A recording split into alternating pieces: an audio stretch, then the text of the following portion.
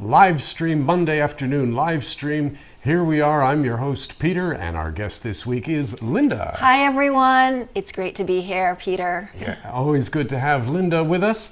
And our subject today that we're going to talk about and help you practice your English with is books. Reading books, talking about books. Now, obviously, there's a lot of vocabulary there. A lot of which I bet you guys are already probably familiar with. You guys probably already know like fiction and nonfiction. So we're, gonna be selective in the vocab that we go over today to maybe choose a few words you might not be that familiar with, but that are helpful and will come up in talking about books and even sometimes talking about things other than books, as you'll see. Let's start though with our poll question, and pretty straightforward. How often do you read a book? Are you a bookish person? Do you read a lot? How often do you read a book? I'm reading one now, once a month or so, a couple times a year. I'm more of a magazine reader. So magazine readers, not casting any aspersions here, not looking down our nose at you. I read magazine articles all the time, but today we're talking and specifically. Our magazine. Speaking of which, this is the one I read most often. Linda and I both, because we edit it, but we also read it. And so we love magazines. We love magazines too, yeah. We're going to focus on books today, but any kind of reading obviously is great. And the article this week in the August Advanced is, there's an article about parenting, which describes a number of things that you can do for good parenting. And one of them is to read together as a family. So we kind of are using that as a pivot point today to talk about books. But Linda, you know specifically something about reading to children. Well, yeah, I do. I've babysat for children, and I will read to them before bedtime. So like bedtime stories, and I really enjoy doing it because they're calm and they usually are into the bedtime story. They usually want to stay up later, right. So they'll try to extend the bedtime story, but it's always fun reading bedtime stories. And I also do voices of different characters, try to make it fun, but not too stimulating because the whole point is to get them to sleep. Right, it's finding that line between engaging them and sort of taking their minds off the day and helping them ease into sleep, but not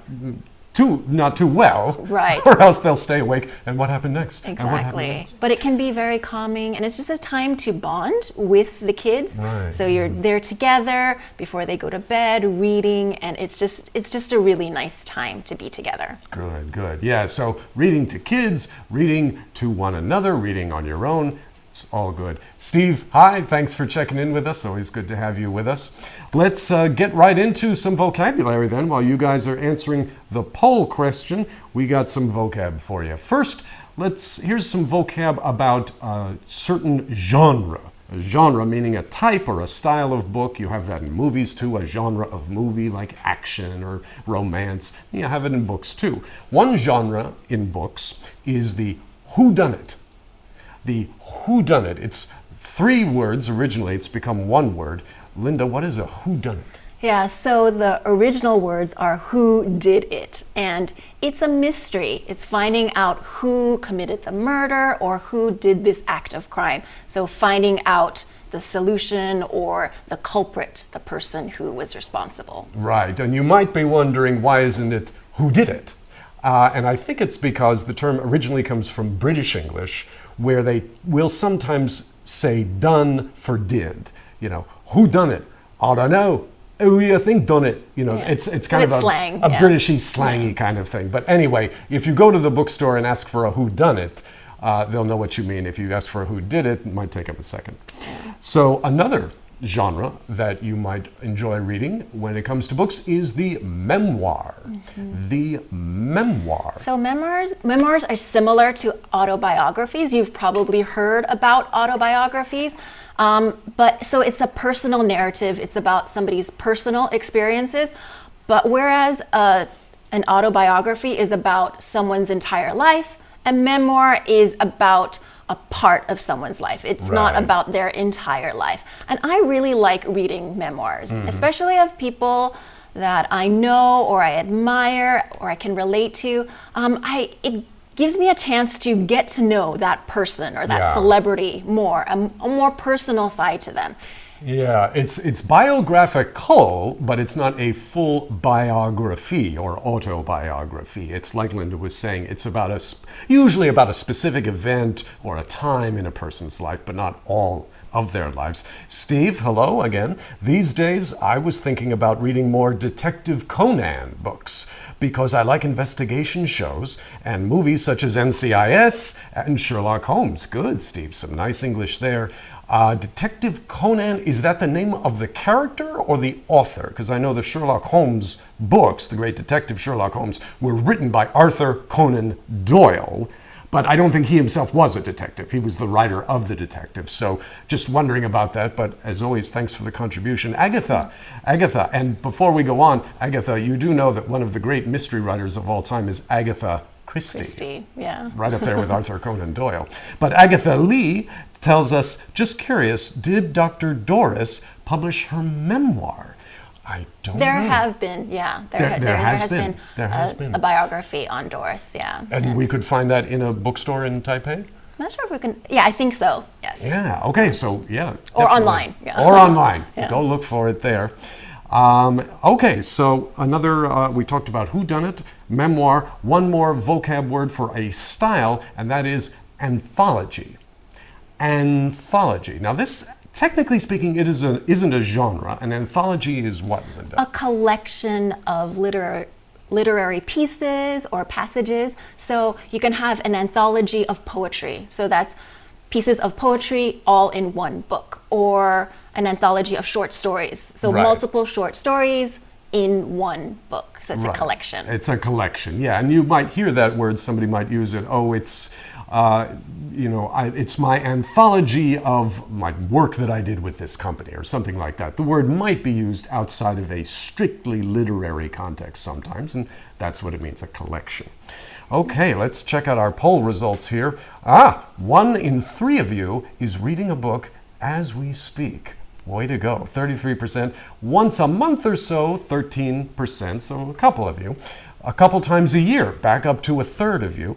Couple times a year, and more of a magazine reader, about 20% of you. So yeah, we have a nice spread today, and it looks like what warms our hearts is that you are all doing reading of some kind, whether it's a book or a magazine. So that's great. Yeah, I'm surprised you didn't have a choice of bookworm or avid reader. Oh, I should have. A bookworm, great vocab word there. A bookworm, somebody who really likes books. They would be like the top one, the one who's reading the book right now, a bookworm. Don't know how worm got attached to it, but it means someone who is passionate about books. Yeah, if you can imagine like a worm burrowing into the book, so you are just like going through the books, you just love books. Yeah, just can't get a bookworm. Steve, are you a bookworm? I'm more of a book dog. I don't know. I enjoy books. I don't know if I'm quite at the worm level, but I do definitely enjoy books. I'm maybe a bookworm in training. But Steve, thanks for responding. Detective Conan is a character in Japan. Okay, thank you, Steve. Just a coincidence, perhaps, that I was talking about earlier. The artist's idea, where it came from, most of the books in Sherlock Holmes. So yeah, the artist had that in mind. But I remember BBC had a TV show called Sherlock. Yeah, the Sherlock Holmes books have been filmed multiple times over the course of a century. There have been cinematic films. There have been TV films, TV series. People love a good whodunit. Yeah, that's probably my favorite type of whodunit. Sherlock Holmes. Yeah. And it doesn't hurt when Benedict Cumberbatch is playing Sherlock Holmes either, exactly, I'm sure. Yeah. Which I love. Those series are some of the best Sherlock Holmes adaptations, the Benedict Cumberbatch ones, so check them out. Agatha, audiobook. Audiobook is easier for me. I'm too busy. Yeah, I have learned to love audiobooks or books on tape. Well, that's what it used to be called because you used to listen on tape or CD. But it really helps to get me to read more books because I usually only read when I don't have anything else to do, and that seldom happens. So with an ebook, I can listen and do something else, but it has to be something that's kind of mindless. It can't be something that I need to pay attention to. For example, cleaning and then listening to an ebook, that's perfect. I can get through a book, after cleaning my bathroom or cleaning my house. So Right. convenient. And reading there's actually a term for reading you don't have to pay too much attention to, like Linda was just describing, and that's beach reading.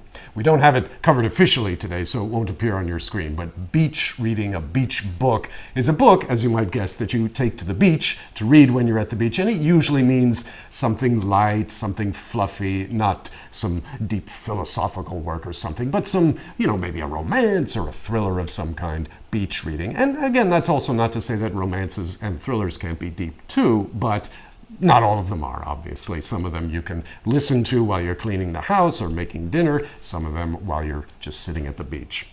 Okay, let's go on to some more vocabulary for you now. Here's 2 words. We'll do the first one first, the second one second, but they're similar, and you'll see.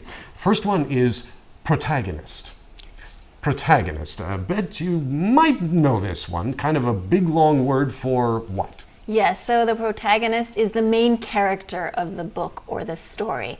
And they're usually the good guy, the one who we're rooting for, but the protagonist doesn't necessarily have to be good. Right. It can he or she is just the main character. So it could be somebody doing bad things, but we see their point of view. They Right. have the main point of view. The story is basically about them. Whether they're a good person or a bad person, they're the one the author is most focused on. And so in comparison to that then, the protagonist, we also have the antagonist. The antagonist. And I bet our sharp readers know what that means. Linda, what is an antagonist? So the antagonist is opposed to the protagonist. So he is the enemy or the person who goes against the protagonist. So, right. And the antagonist too could be a good person themselves exactly. or a bad person. The point is just that they are in opposition or in conflict in some way with the protagonist. Right. So an example would be if the protagonist is a thief, right? Mm-hmm. So a thief steals things, and the antagonist is the cop or the law enforcement. So the law enforcement is good to us, but he's opposing the protagonist, the thief. So that's why he's right. the antagonist. Do you happen to have a particular book in mind for that example? It reminds me of one. Actually, I just read a book called The Art Thief, and it's really good. It's nonfiction. You would think it's fiction because it's really adventurous, it's really exciting, but it's about this thief who steals billions, millions, the total was like $2 billion worth of art, but all of this expensive, precious art. And he was very talented at stealing, but normally people, when they steal things, they want to make money from it, and you could make a lot of money selling this precious art, but he kept it for himself. Like he would just decorated his room, he didn't even have a house, it was just one room, but he put all of the artwork in his room. And so in that case, the detectives and the police were the antagonists in this story. And they eventually caught him. This was in the news. But his story is just so interesting because he's unlike a normal thief. So this is nonfiction. Yes, exactly. Right, this actually happened, not a made-up story. Mm-hmm. Fascinating, the art thief. There's a big word, actually, for what the art thief is. Again, it's not a vocab word, but can't help it. Kleptomaniac. A kleptomaniac is someone who just takes things, often by stealing them, but not because they're a bad guy with a mustache and a hat or a burglar of some kind, but just because they have a psychological condition. Yeah, they're addicted to stealing. They're addicted to stealing, a kleptomaniac. You'll probably only hear that term in this kind of discussion, but it's useful to know. Steve, Wallace and Gromit's audiobook. I love the Wallace and Gromit short films. Wallace and Gromit's audiobook was my favorite, and Peter Sallis was the narrator in this audiobook. Great, Steve. Thanks. Agatha also chiming in again. I feel Americans love reading. Oh, you flatter us, Agatha. They read everywhere, airplane, bus, beach, etc., where I only want to relax and browse my phone. Well, it takes all kinds to make a world, Agatha, but there is certainly in America, the publishing industry is still pretty strong, even with the internet and TV and film. People do still like to read. What they're reading is a matter for another discussion, but certainly I think Americans do, you're right, like to read. Okay, let's give you one more vocab term here. We talked about the protagonist and the antagonist. And again, you'll hear those terms in a newspaper article sometime or in an analysis, the protagonist and the antagonist, because we tend to see life and process life in terms of a story.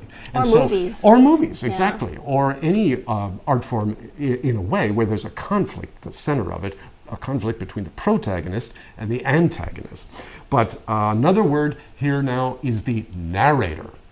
The narrator might be familiar to some of you. Linda, what's the narrator? So the narrator is the person telling the story. Right. And so he may give his or her point of view, but it's just who is telling the story. Yes, and the narrator, we have a term, sometimes a story will have an unreliable narrator. And that's where you start reading the book and it's told by a narrator instead of like the first person. Well, no, I guess a narrator could be told in the first person, I did this, I did that, or the third person, he, she did this, he, she did that.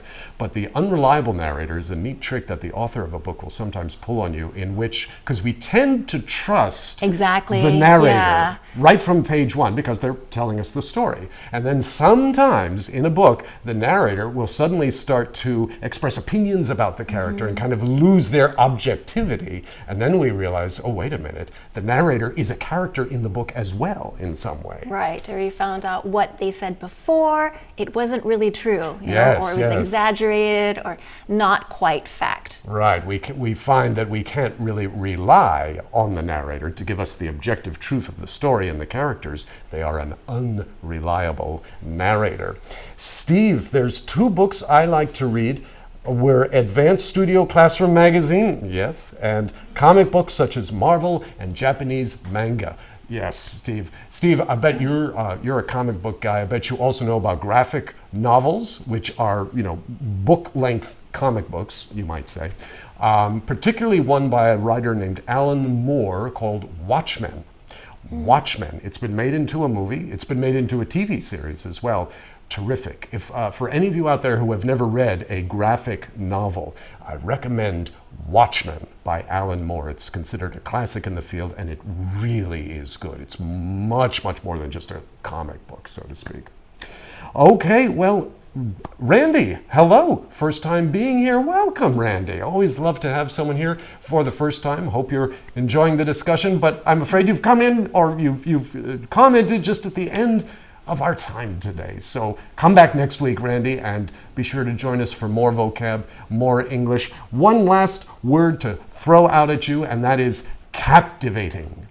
Captivating. That's one of our vocab words. Linda, what is something that's captivating? It just grabs your attention and your awe. You can't resist reading it or looking at it. It's just something that takes your attention or takes your breath away. It takes you captive, which is another word for prisoner. Some book, in this case, but it could be a movie, it could be music, that just holds your attention so much, it's like you're held by it, but you like it because it's a good term. It's not a bad term. Something that is captivating, takes you captive. So readers, until next week, we hope that you find a book that is captivating for you, and you can identify the protagonist and the antagonist and the narrator, and most of all, enjoy practicing your English and growing in your confidence in English.